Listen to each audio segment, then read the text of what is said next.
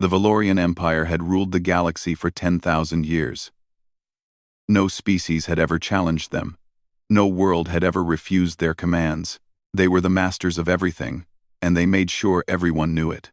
High Commander Rivos stood on the observation deck of his flagship, the Eternal Dawn. He was tall, even for a Valorian. His skin was pale blue, and his eyes glowed with a soft golden light. He wore armor made from the bones of conquered enemies, a tradition among his people. Behind him stood his advisors, each one nervous and eager to please. Today was a special day. Rivos had called representatives from every corner of the galaxy to witness the power of the Valorian Empire. He wanted them to see what happened to those who did not bow. Ships filled the space around the Eternal Dawn. There were thousands of them. Some were small trading vessels. Others were diplomatic cruisers carrying ambassadors and leaders. All of them had come because Rivos had demanded it. No one said no to the Valorians. Rivos smiled as he watched the ships gather. He enjoyed moments like this. He enjoyed the fear he could see in the eyes of lesser species. It made him feel powerful. It made him feel like a god. His chief advisor, a thin creature named Volos, stepped forward. Volos had served Rivos for many years. He knew how to please his master. "High Commander," Volos said, bowing low. "All representatives have arrived. They await your address." "All of them?" Rivos asked. "Yes, High Commander. Every species in the known galaxy has sent someone." Rivos nodded slowly. "And what of the humans? Did they come?" Volos hesitated. The humans were a new species. They had only been discovered 50 years ago, on a small blue planet called Earth.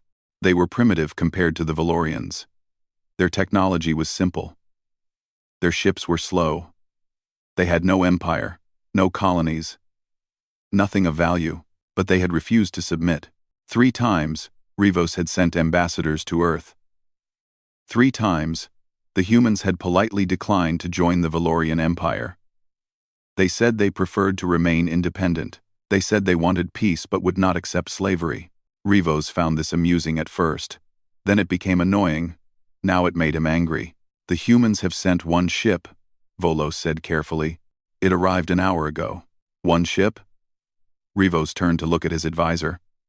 "They send 1 ship to witness the might of my empire?" "Yes, High Commander." "A small vessel. Nothing impressive." Rivos laughed. It was a cold sound, without any real humor. "Show me." Volos pressed a button on his control pad. The main screen flickered to life, showing the gathered fleet. Among the thousands of ships, one stood out. Not because it was large or impressive, it stood out because it was so ordinary. The human ship was called the Taeguk. It was silver and shaped like a long blade. Compared to the massive Valorian warships, it looked like a toy. It had no visible weapons, no shields that the sensors could detect. It was just a small, quiet ship, floating among giants. Rivos stared at the screen for a long moment. Then he laughed again. "This is what humans send? This tiny thing?" "It appears so, High Commander." "Do we know who commands it?" Volos checked his data. "The ship is commanded by Admiral Park Tae-ho. He is a decorated officer in their military. One of their best, according to our intelligence." "Their best?" Rivos shook his head. "Their best commands a ship that could fit inside my cargo bay. How pathetic."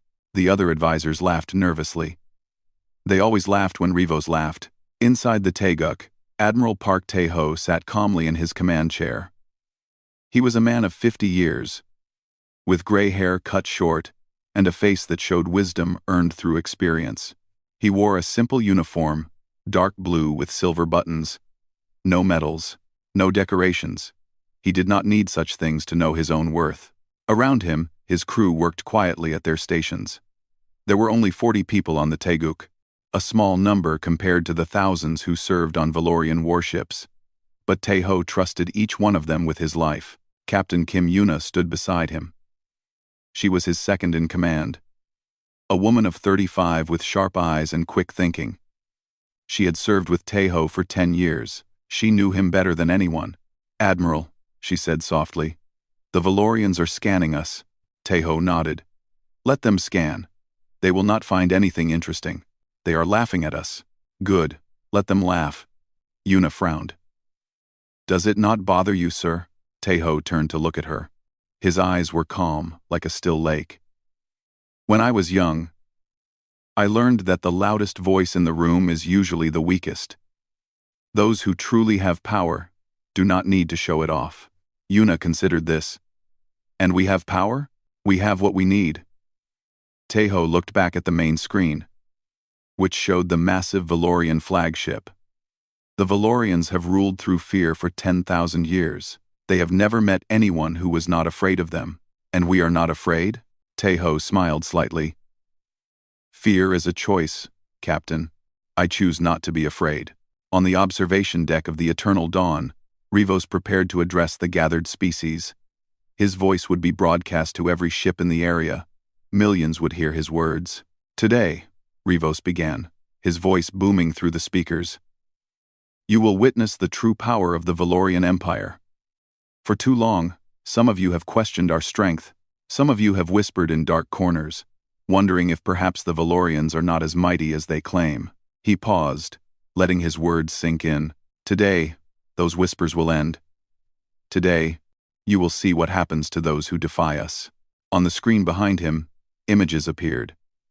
They showed planets burning, cities destroyed, entire civilizations reduced to ash. These were not fake images. They were memories, warnings. Every species that has ever challenged us has been destroyed, Rivos continued. Every world that refused to bow has been turned to dust. This is not cruelty.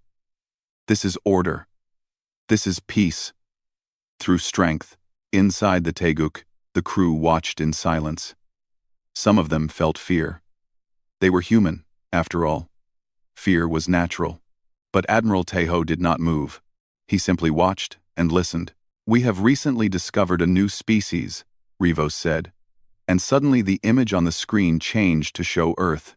The beautiful blue planet hung in space, innocent and alone. They call themselves humans. They live on this small world. And they have refused to submit to Valorian rule. Laughter echoed through the chamber. Representatives from dozens of species shook their heads in disbelief. Everyone knew what happened to those who refused the Valorians. We have been patient, Rivos said. We have given them chances. But patience has its limits. He turned to face the screen directly, as if speaking to the humans themselves. This is my final offer. Submit now, and your planet will be spared. Refuse, and Earth will burn like all the others. The silence that followed was heavy. Everyone waited to see what would happen next. Inside the Teguk, Captain Yuna looked at Admiral Teho. Sir, what are your orders? Teho stood slowly from his chair. He straightened his uniform and took a deep breath. Open a channel, he said. I think it is time we introduced ourselves properly. The communication channel opened with a soft click. Every ship in the area received the signal. Millions of beings stopped what they were doing to listen. Admiral Park Teho stepped forward on the bridge of the Teguk. His crew watched him with respect and trust. They had followed him through many difficult situations. They would follow him through this one too. This is Admiral Park Teho of the Earth vessel Teguk, he said. His voice was calm and clear. There was no anger in it. No fear. Just simple words spoken by a man who knew exactly who he was. I speak on behalf of humanity. On the Eternal Dawn, High Commander Rivos raised an eyebrow. He had expected begging. He had expected tears and promises. Instead, he heard the voice of a man who sounded like he was ordering tea. You dare to speak? Rivos said, his voice filled with amusement. A captain of a toy ship dares to address the High Commander of the Valorian Empire? Admiral, Teho corrected gently. And yes, I dare. Someone must. Laughter erupted across the Valorian flagship. The advisors and officers found this incredibly funny. This tiny human, correcting the most powerful being in the galaxy. But Rivos did not laugh. Something about the human's voice bothered him. There was no shaking, no hesitation. It was as if the man truly believed he had nothing to fear. "Very well, Admiral," Rivos said, putting extra weight on the title to mock it. "What do you have to say? Will you surrender now and save your pathetic world?" Tejo was quiet for a moment. Then he spoke. "High Commander, I have studied your empire. I have read about your history. I know what you have done to other species. The burning, the killing, the slavery. You speak of our glorious victories," Rivos interrupted. "I speak of murder," Tejo said simply. "I speak of innocent beings who died because they wanted to be free. Children who never grew up. Families who never saw each other again. All because they would not bow to you." The laughter stopped. No one had ever spoken to Rivos this way. No one had ever dared. "You are very brave," Rivos said slowly. "Or very stupid. Perhaps both," Tejo admitted. "But I am also honest. And honestly, High Commander, I must decline your offer. Earth will not submit. We will not bow. We will not become slaves." Silence filled the space between them. It was the kind of silence that comes before a storm. "Then you choose death," Rivos said. "Not just for yourself, but for your entire species. Every human man, woman, and child will die because of your pride." "It is not pride," Tejo said. "It is principle. There are things worth dying for. Freedom is one of them." Captain Kim Yuna stood beside Tejo, her heart beating fast. She believed in her admiral. She believed in their cause. But she also knew the danger they faced. "Sir," she whispered, covering her communicator. "He will attack us." Tejo nodded slightly. "I know. Are we ready?" "We have always been ready." On the eternal dawn, Rivos turned to his fleet commander, a massive Valorian named Krath. Krath was known for his cruelty. He enjoyed destroying things. The more destruction, the better. "Bring forward the attack fleet," Rivos ordered. "Let our guests see what real power looks like." Krath smiled widely, showing rows of sharp teeth. "With pleasure, High Commander." The space around the Teguk began to change. Ships moved. Massive warships, each one 100 times larger than the human vessel, started to form a circle around it. There were 300 of them. Each one carried enough weapons to destroy a moon. Representatives from other species watched in horror. They had seen this formation before. It was called the Ring of Death. No ship had ever escaped from it. "Look at your situation, human," Rivos said. "You are surrounded. You have no allies. No help coming.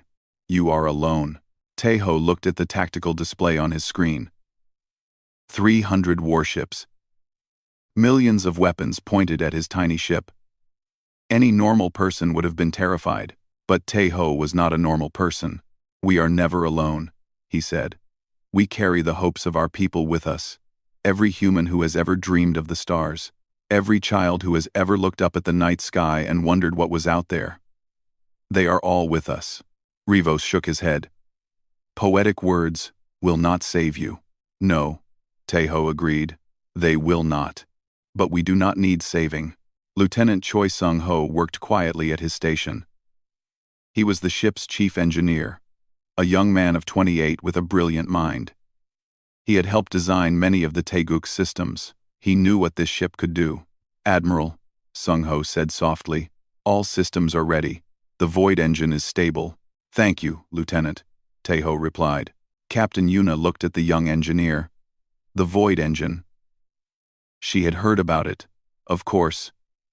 Everyone on the ship knew it existed, but no one except Sung-ho and a few others truly understood what it could do. "Are you certain it will work?" she asked. Sung-ho nodded. "It will work. The question is whether we should use it." 8. Tejo considered this. He did not want to use the void engine. He did not want to show the galaxy what humanity was capable of. But he also would not let his crew die for nothing. "We will give them one more chance," Tejo decided. "If they fire first, we will respond." On the eternal dawn, Rivos was growing impatient. This human was supposed to be afraid. He was supposed to beg for mercy. Instead, he stood there calmly, as if nothing was wrong. "Enough talk," Rivos growled. "Admiral Park Tae-ho, this is your final moment. Surrender now, or my fleet will open fire." "High Commander Rivos," Tae-ho replied, "I must warn you, do not fire on this vessel. You do not understand what you are dealing with." "Is that a threat?" "It is a fact," Rivos laughed, but there was no humor in it, just anger. "You threaten me? With what? That pathetic ship? You have no weapons visible. You have no shields that we can detect. You are nothing. Sometimes the most dangerous things are the ones you cannot see." On the bridge of the Taeguk, the crew prepared for battle. Navigation Officer Shin Hana calculated escape routes, though she knew they would not need them. Weapons Officer Baek Jun Seo ran final checks on systems that the Valorians did not know existed. Medical Officer Kang Mi-young stood by, ready to help anyone who might be injured. She hoped no one would be. "All stations report ready," Captain Yuna announced. Tae-ho nodded. "Good. Remember your training. Stay calm. Trust each other." "And if they fire?" Yuna asked. "Then we show them the truth," Tae-ho said. "We show them what happens when you threaten the children of Earth." On the eternal dawn, Rivos made his decision. He had been patient long enough. This human needed to die. All humans needed to die. They had embarrassed him in front of the entire galaxy. "Fleet Commander Krath," Rivos said coldly. "Open fire." Krath's smile grew even wider. "All ships, weapons free. Destroy the human vessel." 300 warships powered their weapons. Millions of energy beams locked onto the tiny Taeguk. The other species watching held their breath. Some closed their eyes. They did not want to see what came next. The Ring of Death opened fire. Light filled the space around the Taeguk. Energy beams of every color slammed into the human ship from every direction. It was the most powerful attack the Valorian fleet had ever launched. It was enough firepower to crack a planet. Rivos watched the screen with satisfaction. This is what happened to those who defied him. This is what happened to proud fools who thought they could stand against the Empire. The light faded slowly. The weapons fell silent. Rivos waited to see the debris, the twisted metal, the proof of his victory. But when the screen cleared, he saw something that made his blood run cold. The Taeguk was still there. It hung in space, completely untouched. Not a single mark. Not a single scratch.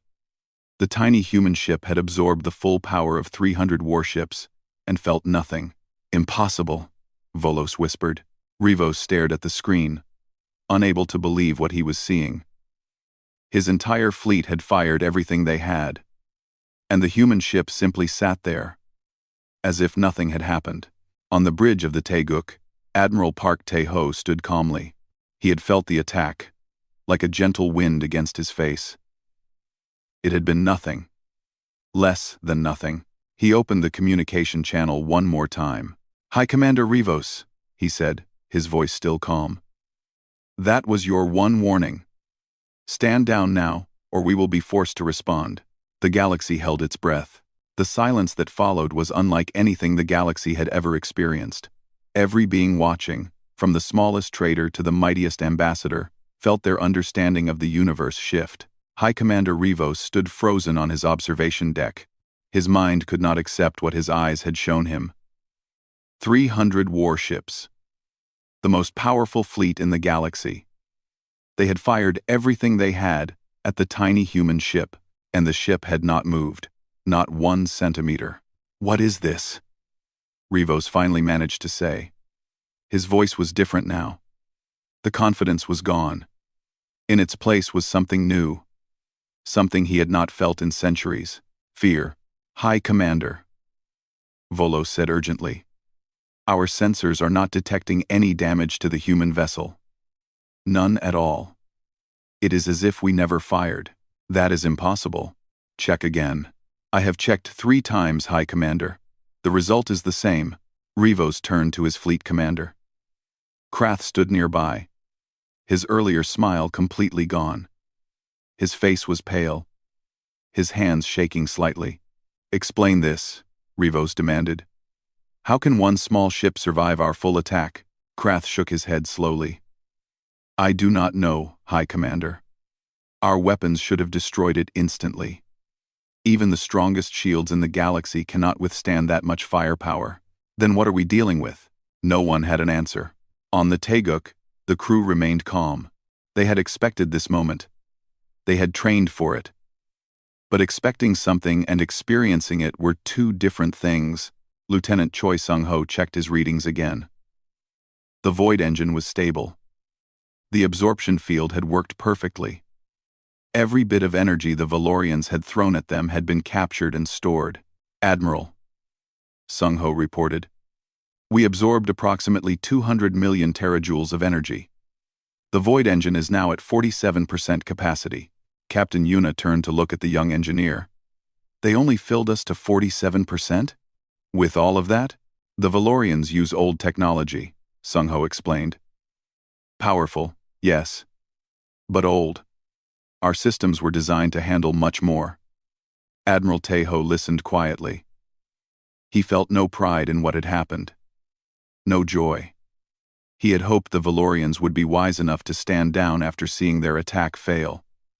But he knew that was unlikely. Pride was a powerful thing, and Rivos had more pride than most. "Open a channel," Tejo ordered.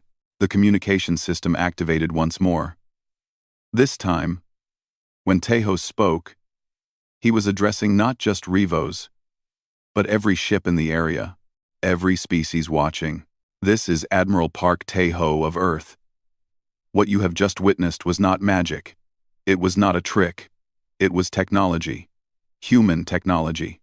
On thousands of ships, beings leaned forward to listen. This was the most important moment in galactic history. They knew it. They felt it. "For decades," Tejo continued, "humanity has watched the Valorian Empire from afar. We have seen how you treat others. We have seen the fear you spread. The death. The suffering." Rivos listened, his hands clenched into fists. How dare this human lecture him? How dare he speak as if he were the equal of the High Commander? "We did not want war," Tejo said. "We still do not want war. But we also will not accept slavery. We will not bow to those who rule through fear and violence." Pretty words," Rivos interrupted, his voice harsh through the communication channel. "But words cannot protect you. You may have survived one attack. You will not survive what comes next. High Commander, please listen to me. I am not your enemy. None of us need to be enemies. But if you continue this attack, I will be forced to defend my ship. And I promise you, you will not like the result." Rivos laughed, but it was a desperate sound. "You think one ship can defeat my entire fleet? You are insane." "I am practical," Tejo replied. "I am showing you mercy by giving you this chance. Take it. Order your fleet to stand down. Let us talk like civilized beings. I am the High Commander of the Valorian Empire. I do not accept orders from humans." Tejo sighed softly. He had tried. He had given them every opportunity. But some people could not be reasoned with. Some people only understood one thing. "Captain Yuna," Tejo said quietly, closing the channel. "Prepare the void engine for discharge mode." Yuna nodded, though her heart felt heavy. She did not want this. None of them wanted this. But they had no choice. "Sung-ho," she said. "You heard the Admiral." The young engineer's fingers moved across his control panel. The void engine began to shift from absorption to discharge. All that energy the Valorians had sent at them was now ready to be released. "Discharge mode active," Sung-ho reported. "Targeting systems online." Targeting systems online. On the Eternal Dawn, sensors suddenly screamed warnings. Something was happening inside the human ship. Energy readings were going crazy. "High Commander," Volos shouted. "The human vessel is powering up some kind of weapon system. Energy levels they are higher than anything I have ever seen." Rivos felt his stomach drop. "How high?" "Off our measurement scale," I cannot even calculate it. All ships, fire again. Rivos ordered desperately. Fire everything. Destroy that ship, now. The Valorian fleet responded instantly. Again. 300 warships opened fire. Again. Millions of energy beams struck the Taeguk from every direction. And again. The ship simply absorbed it all. 53% capacity, Sung-Ho reported calmly. 58%. 62%. They are making us stronger, Yuna observed. Admiral Taeho watched the display with sad eyes. He had given them a chance. They had chosen to continue. Now he had to respond. Target the attack fleet, Taeho ordered. Avoid the civilian ships and representatives. We are not murderers. Targets locked, Baek Junso reported from the weapons station. Ready on your command, Admiral. Taeho took a deep breath. This moment would change everything. After today, the galaxy would never be the same. Humanity would never be the same. Fire. The void engine released. What happened next was not like any weapon anyone had ever seen. There was no beam of light, no explosion of fire. Instead, space itself seemed to bend and twist around the Taeguk. A wave of pure energy expanded outward from the human ship. It moved at impossible speed, faster than light, faster than thought. It passed through the civilian ships harmlessly, as if they were not there. But when it reached the Valorian warships, everything changed. The first warship simply vanished. One moment it was there, huge and threatening. The next moment, it was gone. Not destroyed. Not broken. Just gone. As if it had never existed. Then the second ship vanished. Then the third. Then 10 more. Then 20. Representatives watching from safe distances could not believe their eyes. The mightiest warships in the galaxy were disappearing like soap bubbles in the wind. 60 ships eliminated, Sung-Ho reported. 70. 80. 90. In 8 seconds, 90 Valorian warships ceased to exist. The wave stopped as suddenly as it had started. The void engine had discharged only a portion of its stored energy. It still had plenty left. Silence returned to space. But it was a different kind of silence now. It was the silence of shock, of fear, of a universe suddenly turned upside down. On the eternal dawn, High Commander Rivos stared at the screen with empty eyes. 90 of his best warships. Gone. Thousands of his soldiers. Gone. In less time than it took to blink. What have we done? Volos whispered. What have we awoken? Rivos had no answer. For the first time in his long life, he had no answer at all. On the Taeguk, the crew worked quietly. No one cheered. No one celebrated. They had just killed thousands of beings. Even if those beings were enemies, it was nothing to celebrate. Admiral Taeho looked at the remaining 210 warships. They had stopped firing. They were not moving. They were just floating there, like lost children. Open communication, Taeho ordered. The channel clicked open. High Commander Rivos, Taeho said. His voice was still calm, but there was sadness in it now. I told you not to continue. I warned you. I gave you every chance. Rivos said nothing. He could not find words. 210 of your ships remain, Taeho continued. I have no desire to destroy them. I have no desire to kill more of your people. But I will, if you force me to. Still, Rivos was silent. Order your fleet to stand down. Lower your weapons, and let us talk. That is all I ask. The galaxy waited. Everything depended on what happened next. High Commander Rivos stood alone in the center of his observation deck. His advisors had stepped back, afraid to be near him. His fleet commander had disappeared, probably hiding somewhere. Everyone was waiting to see what he would do. The numbers played over and over in his mind. 90 warships. Gone in 8 seconds. Not damaged. Not disabled. Completely erased from existence. He had never seen anything like it. No one had ever seen anything like it. The human ship still hung there in space, small and silver and impossibly dangerous. It had not moved. It had not chased the remaining fleet. It simply waited. Like a patient teacher waiting for a student to understand a lesson. "High Commander," Volos said carefully. "Admiral Tejo is still waiting for your response." Rivos did not answer. His mind was racing. For 10,000 years, the Valorian Empire had been the greatest power in the galaxy. They had conquered hundreds of worlds. They had destroyed anyone who stood against them. They had believed they were invincible. They had been wrong. "Sir," Volos continued, his voice shaking. "What are your orders?" Rivos finally turned to look at his chief advisor. There was something broken in his eyes now. The pride that had defined him for so long was crumbling. "How?" Rivos asked. "How does one ship have such power?" Volos shook his head. "I do not know, High Commander. Our scientists are analyzing the data, but they cannot explain it. The energy readings do not match anything in our records. This was supposed to be a demonstration of our strength. Instead, we have been humiliated." "Sir, if I may speak freely?" Rivos nodded slowly.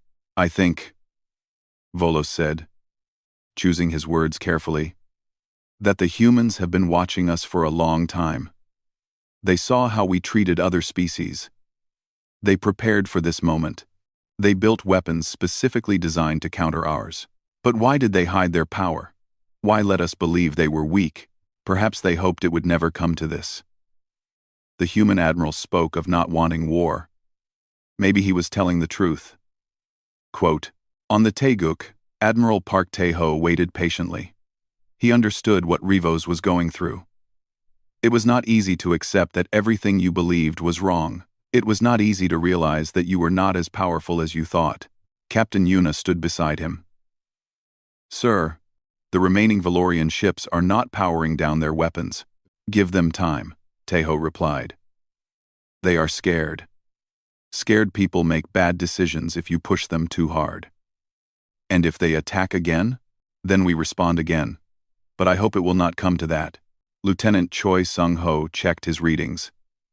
"Admiral, the Void engine is at 31% capacity. More than enough for another discharge if needed." "Thank you, Lieutenant. Let us hope we do not need it." The minutes passed slowly. Every species watching felt the weight of the moment. The galaxy was changing right before their eyes. The old order was dying. Something new was being born. Finally, a voice came through the communication channel. But it was not Rivos. "Human vessel Taeguk, this is Fleet Commander Krath. I am taking command of the remaining Valorian fleet." Tae-ho and Yuna exchanged glances. This was unexpected. "Fleet Commander Krath," Tae-ho replied. "Where is High Commander Rivos?" "The High Commander has stepped back from command. He is in no condition to lead." "I see. And what are your intentions, Fleet Commander?" There was a pause. When Krath spoke again, his voice was different from before. The cruelty was gone. Only exhaustion remained. "We wish to stand down. We wish to talk."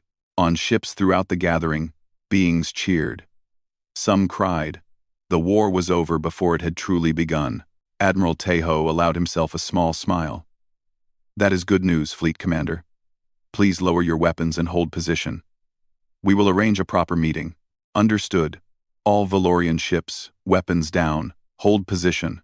One by one, the Valorian warships powered down their weapons. Their attack formations dissolved. They simply floated in space, waiting for whatever came next. Captain Yuna let out a breath she had been holding. "We did it, sir. We survived," Tae-ho corrected gently. "The real work begins now." He turned to address his crew. All 40 of them were watching him with respect and trust. "I know what we did today was difficult," Tae-ho said. "We destroyed 90 ships. We ended thousands of lives. That is not something to celebrate. That is something to carry with us always." The crew nodded silently. They understood, but we also may have prevented a much larger war. A war that would have killed millions. Sometimes, there are no good choices. There are only less bad ones. Navigation Officer Shin Hana spoke up. "What happens now, Admiral?" "Now we talk." We try to build something better than what existed before. The galaxy has seen what happens when one species tries to rule all others through fear. Maybe now they are ready for a different way. On the eternal dawn, High Commander Rivos sat alone in his private quarters. He had removed his armor made from bones. He had turned off all the screens. He simply sat in the darkness, thinking. For 10,000 years, he had believed in the Empire. He had believed that strength was everything. That fear was the only way to maintain order. That mercy was weakness. The humans had shown him something different. They had power beyond anything he could imagine. They could have destroyed his entire fleet. They could have killed everyone, including him, but they had chosen not to. Why? The question kept spinning in his mind. Why would someone with such power choose not to use it? Why would they offer mercy to enemies who had shown no mercy to others? There was a knock at his door. Volos entered carefully. "Hi, Commander," Volos said. "Fleet Commander Krath has arranged a meeting with the human admiral. They request your presence." "Why?" Rivos asked. "I am defeated. I have no authority anymore. The human admiral specifically asked for you," he said. "He said he wishes to speak with the one who leads, not the one who commands." Rivos looked up at his advisor. "He asked for me?" "Yes, High Commander." For a long moment, Rivos was silent. Then, slowly, he stood. "Very well. I will meet with this Admiral Teho." The meeting took place on a neutral station, owned by none of the major powers. It was a small place, used mostly for trade negotiations. Now it would be the site of something much more important. Admiral Teho arrived with only Captain Yuna. He had left the rest of his crew on the Taeguk. This was a moment for words, not weapons. High Commander Rivos arrived with Volos. He had put on simple clothes, nothing fancy. He looked like a different person than the one who had threatened to burn Earth just hours ago. The two leaders met in a small conference room. There were no guards, no weapons, just four people trying to find a way forward. "Admiral Teho," Rivos said slowly, I did not expect you to look so ordinary." Teho smiled slightly. "I could say the same about you, High Commander." They sat across from each other. The weight of history pressed down on them. "You had the power to destroy us all," Rivos said. "Why did you stop?" "Because destruction is not our goal," Teho replied. "We did not build our technology to conquer. We built it to protect. There is a difference. I have spent 10,000 years believing that power must be used. That mercy invites attack. And has that belief brought you peace?" Rivos was quiet for a long time. "No," he finally admitted. "It has brought only more war, more death, more fear. Then perhaps it is time to try something different." Captain Yuna watched the exchange silently. She saw something changing in Rivos. The pride was still there. But it was different now. It was being rebuilt on a new foundation. "What do you want from us?" Rivos asked. "Nothing," Teho said simply. "We want nothing from you." Rivos looked confused. "Everyone wants something. We want the killing to stop. We want species to be free to choose their own paths. We want a galaxy where power is used to protect the weak, not to crush them." Number 4. You speak of an impossible dream. Maybe. But impossible dreams are the only ones worth having. The room was quiet. Somewhere outside, millions of beings waited to hear what would happen next. "If I agree to this," Rivos said slowly, "if I change everything my empire has been, what guarantees do we have?" Teho leaned forward. "You have my word, and the word of humanity. We will stand beside you, not above you. We will help you build something new, something better. And if we fail, then we try again. That is what humans do. We fall. We get up. We try again. For as long as it takes." The news spread across the galaxy faster than any ship could travel. High Commander Rivos had surrendered. The Valorian Empire had agreed to peace. And at the center of it all was a single human ship called the Taeguk. On every world, beings talked about what had happened. Some could not believe it. The Valorians had ruled for 10,000 years. They had seemed unstoppable. And now, in less than a day, everything had changed. Representatives from dozens of species gathered in the meeting station. They wanted to witness what came next. They wanted to see the humans who had done the impossible. Admiral Park Tae-ho stood before them all. He still wore his simple uniform. He still carried himself with the same quiet calm. There was nothing special about his appearance, nothing that would make you think he commanded the most powerful ship in the galaxy. And yet, everyone knew who he was. Everyone knew what he had done. "I want to thank you all for coming," Tae-ho began. His voice was clear and steady. "I know many of you have questions. I know many of you are afraid. That is natural. When the world changes, fear follows." The representatives listened carefully. Many of them had spent years living under Valorian rule. They had learned to be quiet, to not attract attention, to survive. "Let me tell you what humanity wants," Tae-ho continued. "We do not want an empire. We do not want subjects. We do not want to rule." Whispers passed through the crowd. This was not what they expected to hear. "What we want is simple. We want allies. We want friends. We want to live in a galaxy where every species can choose their own path. Where power is used to protect, not to control." A tall being from the Retharan system raised a hand.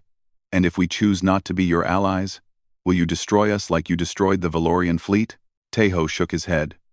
"We destroyed those ships because they were attacking us, because they wanted to kill us and everyone we love. That was defense, not aggression. But you have such power. How do we know you will not use it against us one day?" "You do not know," Tae-ho admitted. "You have only my word, and I understand that the word of a stranger is not worth much." He paused, gathering his thoughts. "But consider this. We have had this power for many years. We could have come to the galaxy as conquerors. We could have done what the Valorians did. We chose not to. We stayed on our small planet. We watched. We waited. We only revealed ourselves when we had no other choice." Captain Yuna stood beside her admiral, proud of the man she served. She had known Tae-ho for 10 years. She knew he meant every word he said. "Humanity has learned many lessons," Tae-ho continued. "We have made mistakes on our own world. Wars, cruelty, injustice. We are not perfect. We have never claimed to be." "Then what makes you different from the Valorians?" another representative asked. "We learn," Tae-ho said simply. "We grow. We try to be better than we were yesterday. And we believe that every being, no matter what species, deserves freedom and dignity." High Commander Rivos stood at the edge of the crowd. He had come to witness this moment, to see what kind of future was being built. Part of him still felt the sting of defeat. 10,000 years of empire, ended by one small ship. It was humiliating. It was painful. It was everything he had feared. But another part of him felt something different. Something that surprised him. Relief. For so long, he had carried the weight of the empire. The endless wars. The constant need to show strength. The fear that if he showed any weakness, enemies would attack. It had been exhausting. It had been lonely. Now, for the first time, he did not have to carry that weight alone. Tae-ho noticed Rivos in the crowd and nodded to him respectfully. There was no hatred in the human's eyes. No desire for revenge. Just the quiet acknowledgement of one leader to another. "I have spoken with High Commander Rivos," Tae-ho announced. "We have agreed to work together. The Valorian Empire will begin reforms. Slavery will end. Conquered worlds will be given the choice to remain or leave." Gasps filled the room. This was more than anyone had hoped for. "It will not happen overnight," Tae-ho continued.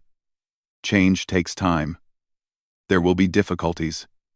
There will be those who resist. But we will face those challenges together." He looked out at the gathered beings. So many different faces. So many different stories. "I know many of you have suffered under Valorian rule. I know the scars run deep. I am not asking you to forget. I am asking you to hope, to believe that tomorrow can be better than today. The Retheran representative spoke again. And what will humanity's role be in this new order? We will be partners. Equals. Nothing more, nothing less. If you need help, we will help. If you want to be left alone, we will respect that. Your future is yours to decide. Volos, the former advisor to Rivos, stepped forward. He had spent his whole life serving the Empire. Now he was trying to understand this new reality. Admiral Tejo, Volos said, I have a question that has been bothering me. Please ask. You have weapons that can erase ships from existence. Technology beyond anything we have ever seen. With such power, you could rule the entire galaxy. No one could stop you. That is not a question, Tejo observed. My question is this. Why do you not want to rule? I truly do not understand. Tejo was quiet for a moment, thinking carefully about his answer. On Earth, we have a saying. Power corrupts. The more power you have, the easier it is to lose yourself. To forget why you wanted power in the first place. He looked at Rivos as he spoke. I have seen what happens when power becomes the only goal. When strength is all that matters. It destroys everything. The ruler. The ruled. Everyone loses. Then what is the point of having power at all? To protect. To defend. To lift others up instead of pushing them down. Tejo smiled softly. Power is like fire. It can burn everything to ashes. Or it can give warmth and light. The choice is always ours. Volos nodded slowly. He did not fully understand, not yet. But he was beginning to. The meeting continued for many hours. Details were discussed. Plans were made. For the first time in 10,000 years, the future of the galaxy was being decided through words instead of weapons. Captain Yuna found a quiet moment to speak with Admiral Tejo alone. Do you think this will work? She asked. Can we really change the galaxy? Tejo looked out at the stars through a nearby window. So many lights, so many worlds, so many possibilities. I do not know, he admitted. But we have to try. That is what we do. We try. And if we fail? He turned to look at his captain, the woman who had served beside him through so many challenges. Then we try again. And again. For as long as it takes. He smiled gently. Humanity did not reach the stars by giving up. We reached them by refusing to accept that impossible things were truly impossible. Yuna smiled back. You know, when I joined your crew, I never imagined we would end up here. Neither did I. But here we are, and I would not want to face this moment with anyone else. As the day ended, Admiral Park Tejo walked back to the Teguk with his crew. The small silver ship waited for them. Patient and powerful.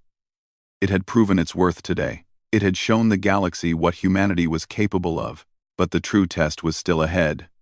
Building peace was harder than winning wars. Changing hearts was harder than destroying ships. Tejo looked at his crew. 40 people who had trusted him with their lives. 40 people who had helped change the course of history. Let us go home, he said quietly. We have a lot of work to do. The Teguk lifted off from the station and turned toward Earth. Behind it, a galaxy watched with new eyes. Ahead, a future waited to be written, and humanity, small and young and impossibly stubborn, was ready to write it.